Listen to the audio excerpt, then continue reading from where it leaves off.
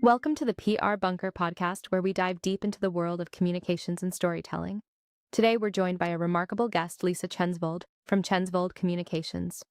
Lisa's journey from a classically trained soprano to a communication strategist is nothing short of inspiring. In this episode, we'll explore her unique path, the challenges she's overcome, and the insights she's gained along the way. Whether you're a seasoned PR professional or just starting out, there's something here for everyone. So grab your headphones, settle in, and let's get started with today's conversation. Here's your host, Don Martelli.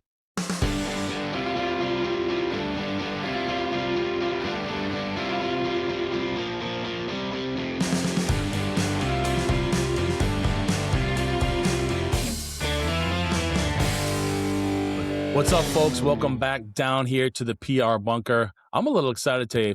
Outside of just speaking to my new friend Lisa from Chensvold Communications, it's Friday, it's sunny. I got a Celtics game tonight. I'm all full of piss and vinegar, if you will, but I'm really excited to speak to Lisa today, we come from the same world a little bit. We kind of bleed over, but not. But my conversations with her has been fantastic, learning a lot. Looking forward to us continuing to build our relationship. And us communicators are really in front of the microphone. And I think it was Queen Lisa's time to be here at the PR Bunker and talk about her work. Thanks for joining me. I'm happy to be here. Thanks for having me, Don. You're welcome. You're welcome. So I'm a firm believer that everybody's story is, it does this, more tentacles and everything else. But I always start these conversations out with, like, how'd you get here? Clearly, unless you were born, you were deciding to go into communications and nonprofit, that's one thing. But how'd you get to where you are today? Tell us your story. Okay, mine is a classic topsy-turvy nonlinear story. So I actually, I went to college to study music. I am a classically trained soprano. I'm a singer, and I did my undergrad. And when I was going to graduate school, I didn't know if I wanted to be a performer and get a master's degree in performance, or be a scholar of music and be a musicologist. And so I went to a PhD program in musicology because I figured I could be a musicologist and still do some singing. It's hard to be a musicologist on the side as a hobby. It's a little bit more intense than that. So that's what I thought I was going to do. I thought I was going to be a professor and poking around archives and studying 17th century opera, and was a lot of the way through my PhD. I was working on my dissertation, and, life gets in the way. Life things happen that aren't related to your trajectory, but helped me to reassess some things and think about what was really important to me and what was working for me. And I loved the work, but not enough is the final answer. And somebody said to me, if you can imagine yourself doing anything else and being happy, because it's a hard road, getting tenure, all that stuff, the politics and where you live and all that stuff, you should do that. And so I said, you know what, I'm going to walk away from this hardest thing to quit that I ever did. And I did. And took me a long time. It was not a fun experience to kind of figure out what was right for me, what was next for me. Knew I was an excellent writer and editor and had a good way of seeing like how information works together and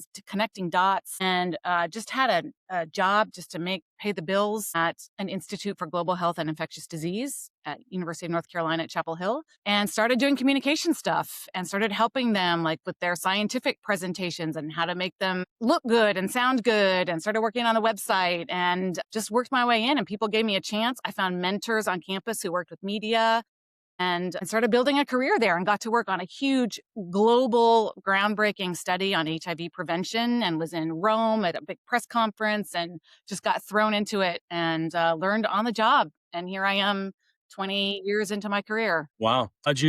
When did you wake up one morning and you said to yourself, I want to do this for myself and create my own agency and do what Yeah. What's that moment like? What was it like?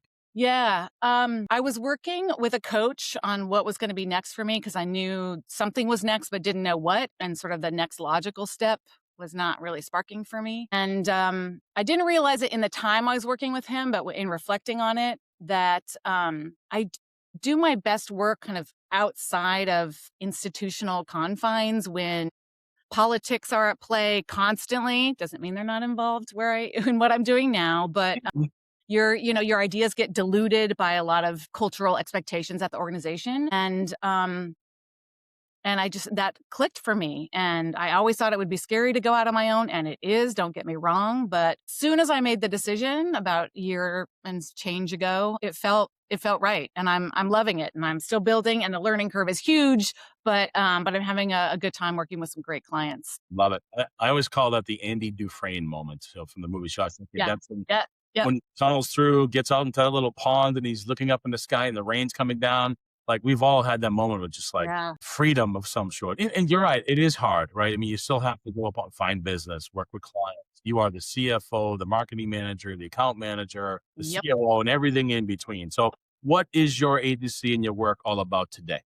I help nonprofit and association leaders really diagnose what's getting in the way of their communications tactics not getting any traction, and identify root causes, and then align around where they really want to go once we've identified that, and elevate communications as a core strategic business function. I'm sure you've talked about this with folks before. Couple Like, times.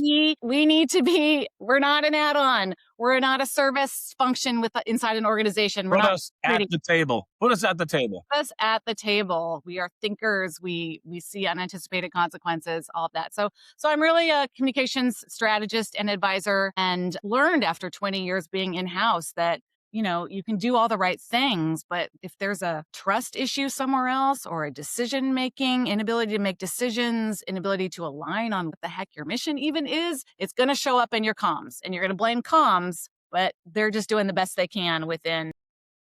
As I say, shit rolls downhill, right? And we're at the bottom of the hill from time to time. I get Yeah. it. Yeah. Yeah. Well, what Yeah. are the other, as you're getting engaged with a client, and what are some of those early signals that you just inherently know because you're experienced that they just don't see that are triggers for you to say, okay, this is where I can support, or this is where I'm going to might have some difficulties. What do those triggers look like? Yeah. Some of them are,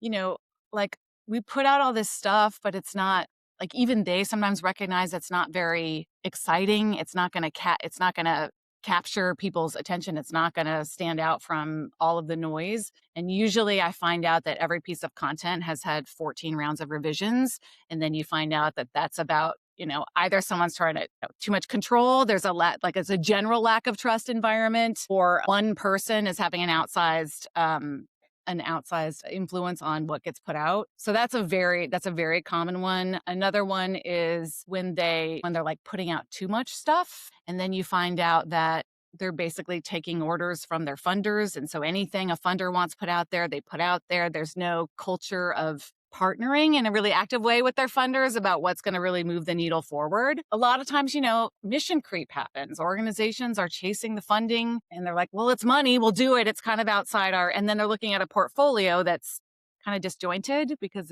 they've just gone for dollars. And there's a lot of conversations these days about nonprofits. Should they be diversifying given the collapse of federal funding and other things? And there's some strong voices out there saying, like, lean in, like, double down in the places where, you've had traction, instead of trying to get too diverse. Like, find your people and just get as much Mm, money from them as possible. sure. I don't know what the right answer is on that, but definitely chasing funding can send you into a very diffuse road. Knowing the difficulties that we have working with nonprofits generally from a structure standpoint, vision, values, organization, and then you layer on this federal elephant in the room. How are you thinking about counseling your clients through these times? And what does that work look like? I've been working with clients around a lot of work around um, what they're afraid of saying, or what they're not supposed to say.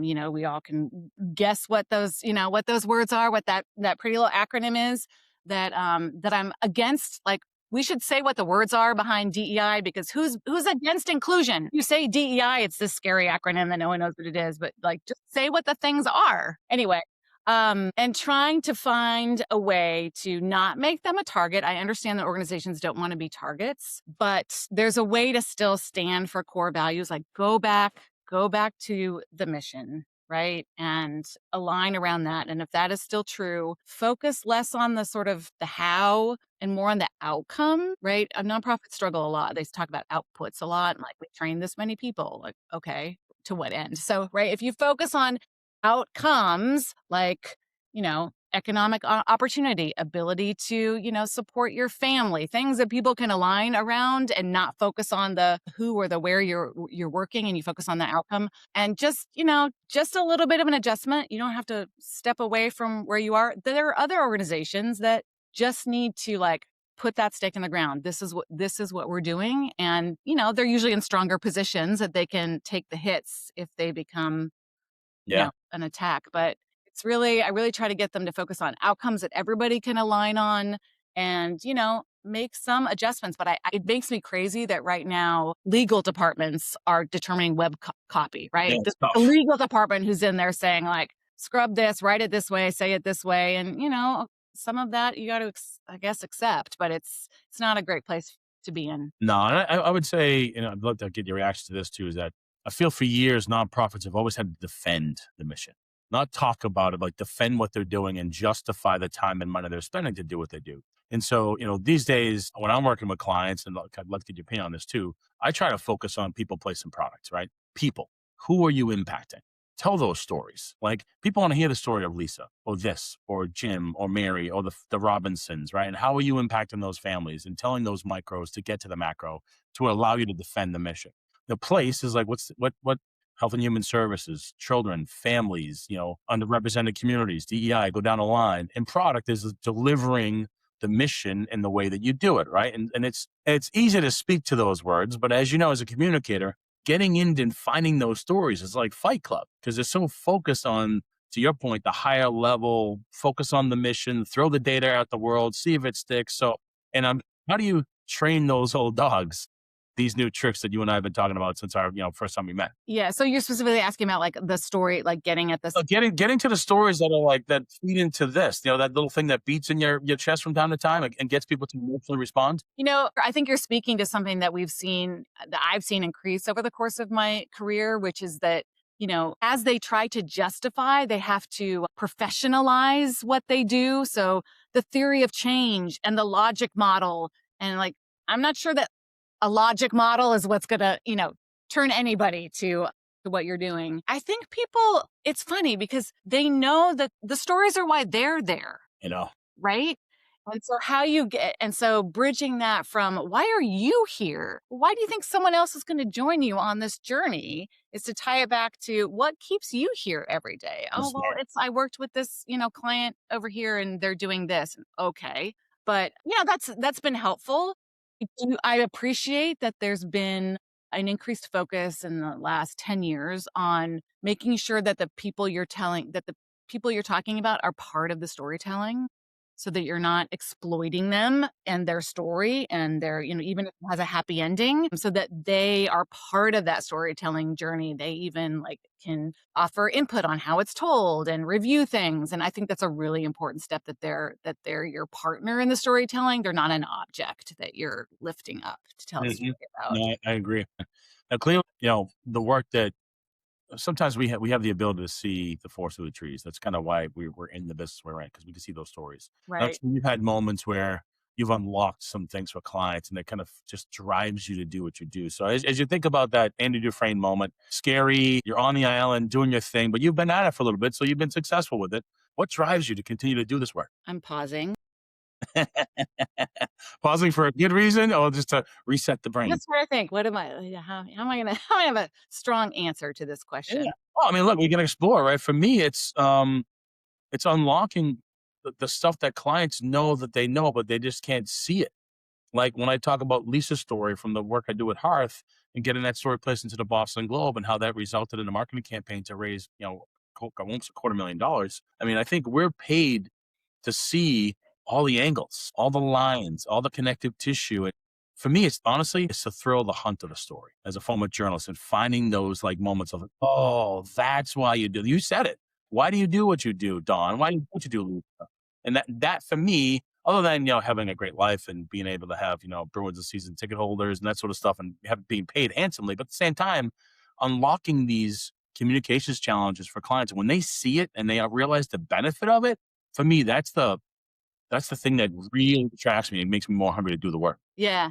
I think I'm driven by, obviously the work of my clients as anybody who's working Of in-house, course. right? So like I'm not going to go work for a widget maker. But I also know that I know the kind of operational and structural challenges that people who are doing this work and love it can experience. And when you can disentangle a knot that just makes things work easier, and then they have more to give. The burnout is, kind of released, and they have more to give. And it's nothing they thought about. They just like, we need different words. We need to wordsmith this until we die. It's like, no, you need to fix this one thing over here. And that's going to unlock a lot of other things. I love it when I try to repeat back what someone's trying to do, and I say it in simple, plain terms that we communicators are all trained to do. And they go, yeah, I was making it too complicated, wasn't I?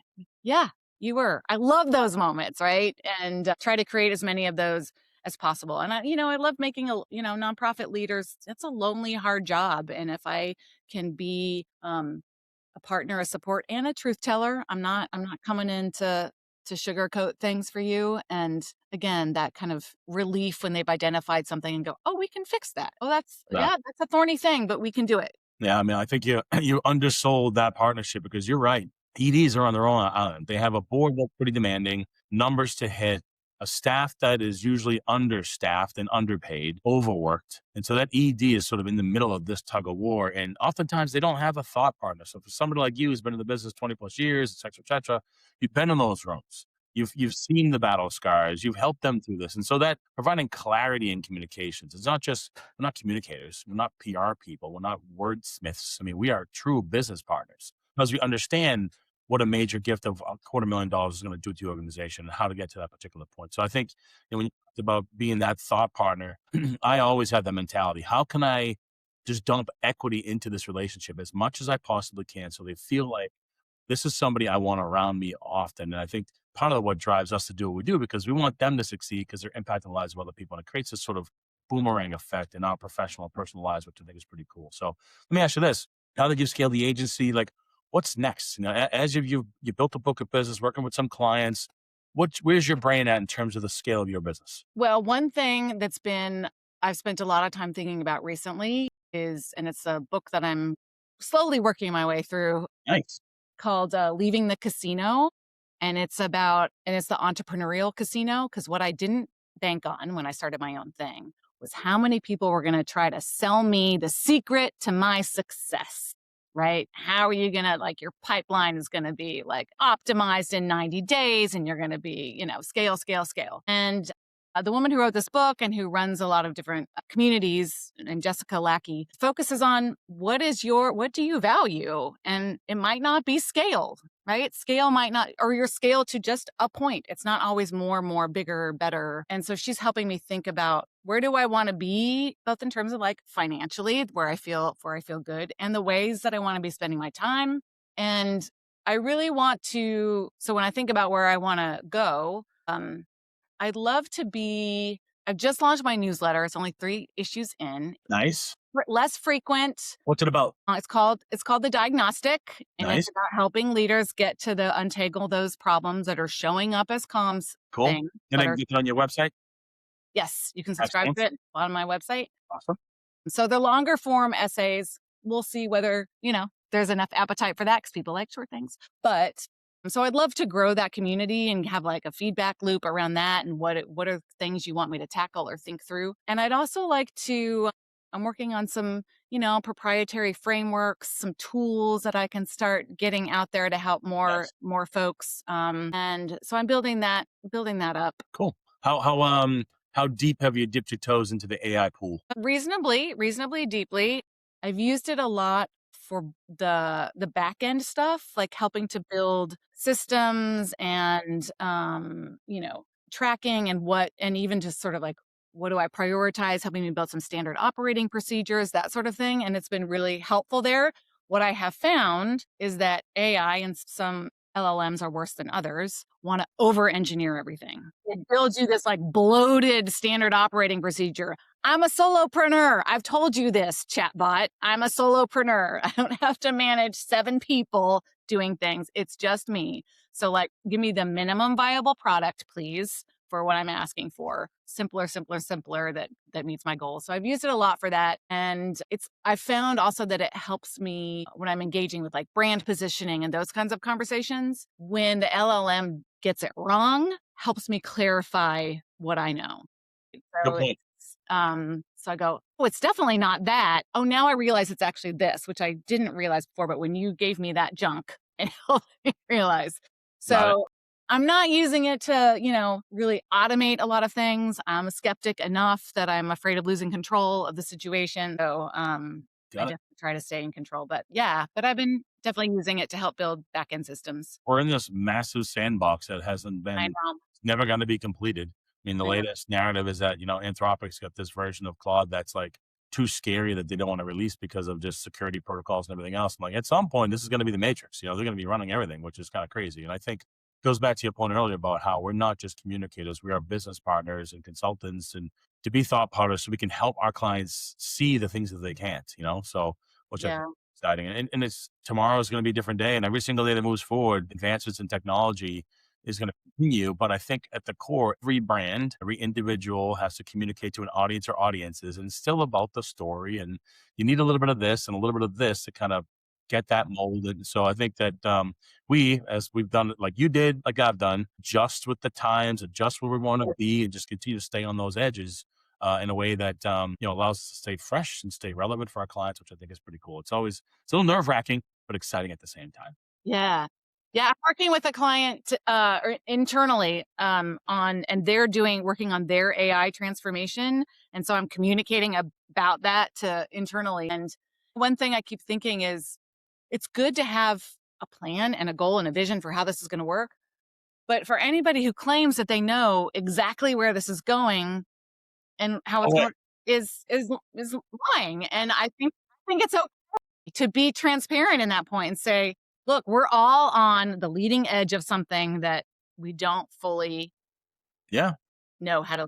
I've heard this saying of today is the worst day AI will ever be because tomorrow will be better. And it just goes on and on and on. I'm like, all right, well, I think the people that probably know where it's going are the folks that are designing these systems, but even then they don't know where they're going. At least they're Yeah, on the edge of that. Me, I'm on the bull, strapped in, just riding the thing as yeah, much yeah, as yeah. I possibly can. So have you found in your career and so the things that you know now about the work that you're doing and the passion and the focus and everything, what are some of the things you wish you knew then when you were going through the pipe to get to this particular point? Like, what are those like mistakes you've made, things you've learned? Oh man, if I only knew this, I'd be X. Clearly, mistakes happen and you learn from those things. But what are some of those things if somebody's not like us who's thinking about going through the pipe and going on their own? What are some of the things that you wish you would do from day one? They're less about the PR work itself and more just about being in a career, really. Okay, cool. What are they? One of them is that you have to tell people what you did, right? You can't just assume that your good work is noticed. You have Especially to as tell people. communicators, really Wizard of Oz behind the I screen. know, I know. You have to market yourself. You need to know how to be a relationship connector and within organizations. And that whole thing of I've never been good at, or I wasn't good at for a long time, of having a good idea and recognizing that this person needs to think it's their idea for it to happen. And it took me That's a a long skill. time to accept that that was true. And when I accepted that it was true, I got a lot more things done that I thought needed to be done. And that's a skill to kind of bring someone to the conclusion that you want them to come to. And I spent a fair amount of time beating my head against the wall before I figured out what that was. Yeah, man, I always say that outside of us being communicators and business partners, we're inceptors. Our job is to plant those seeds, and by the time the language comes all the way full circle, the ED's like, "Hey, I've got this idea. We talked about nurtured." And like, absolutely, because if they buy in on the things you're feeding them, that's all good. Because that way, when they get your invoice, they see, oh, I need to pay my partner versus pay a vendor. There's just some connection that you have with them. So I agree. I think that we farm the ideas, we plant the seeds, we nurture them, work around the kinks and everything, pluck the weeds when we have to. I mean, it's all of that. And I think it's that challenge. There's a playbook for all this, but every client has their own words. Like if an ED is in the job for 6 months, it's one thing, but ED's been in the job for 25 years. It's a whole different ball game. Whether you're dealing with children or hunger or water or the economy or the climate. I mean, there's so many cross sections of all this. I think it's kind of what drives us to go find the story as communicators, right? And dig into what those stories are. Yeah. So it's good stuff. Good stuff. So if people want to learn more about your agency, the work that you do, interested in hiring some talent like yourself, where can they find you? You can find me on my website, which is chensvoldcommunications.com. And there you can also subscribe to The Diagnostic. Please subscribe, check out my newsletter. And then I'm also on LinkedIn as me, Lisa Chensvold. I'm easy to find. How often that newsletter, how often does it go out? It's about every 3 weeks. Got it. And how long of a read is it? I mean, like Minutes? 900 words, 800, 900 words. Not that long, but it's not. Any previews to stuff that's coming down the pike content-wise from you? I Teasing have, out the book at all? yeah, I have something coming up to get people to be outcome focused with their communications, which is to think really about what would it look like when your communications are working well. And I don't just mean our stuff looks good, it sounds good. I mean, as an organization, as your nonprofit, what does it look like when comms is operating well? Cool. Well, what does it look like?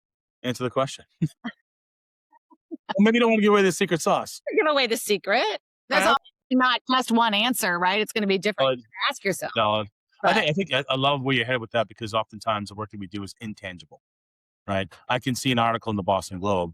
That's typically why when I get media placed, I turn that into marketing content directed at donors for gifts. That's a tangible figure. But oftentimes when a executive director goes into a meeting room with a potential donor and they're using talking points that you've crafted, that's intangible, right? Until maybe the donor gives a couple bucks, but we work in this squishy Wizard of Oz behind the curtains place. And it's kind of the reason why we love defending and protecting our work, but by way of good counsel, good partnership and everything else. So it's always a challenge every single day, but also from my perspective, kind of why it drives me. So it sounds like you're the same. So again, website address one more time. Where can they find you? chensvoldcommunications.com. Excellent. And That's LinkedIn. ENS as in superstar, E as in victory, OLD communications.com. Yep. Fantastic. That's it. It's been one great getting to know you. Congratulations on getting through the Andy Dufresne and making it. I Yep. look forward to reading the book, subscribe to the newsletter, and let's keep the conversation rolling. I appreciate you being here at the PR Bunker. All right. Thanks for having me. I enjoyed it. Have a good weekend. Absolutely. Have a good weekend. It's Friday. It's 65 degrees out here in Boston. So it's going to be party time, as we'd say. Anyways, pleasure to have a conversation. Thanks for being here. I'll talk to you soon. Thanks for tuning in to the PR Bunker podcast, where we go beyond the headlines and into the trenches with founders, builders, and operators making real moves. This show is brought to you by the PR Bunker, a strategic communications agency helping mission-driven and impact-focused organizations cut through the noise and tell stories that matter. Want to learn more? Head to prbunker.com and subscribe to the Bunker Briefing, our monthly email newsletter packed with a 45-second read that's stacked with value. We're talking practical PR and communications insights, networking tips, and strategies to help you navigate the moments that matter. If you enjoyed this episode, be sure to subscribe, leave a review, and share it with someone who needs to hear it. We've got more raw, real conversations on the way. So stay locked in. Until next time, keep building, stay resilient, and remember, momentum favors the bold.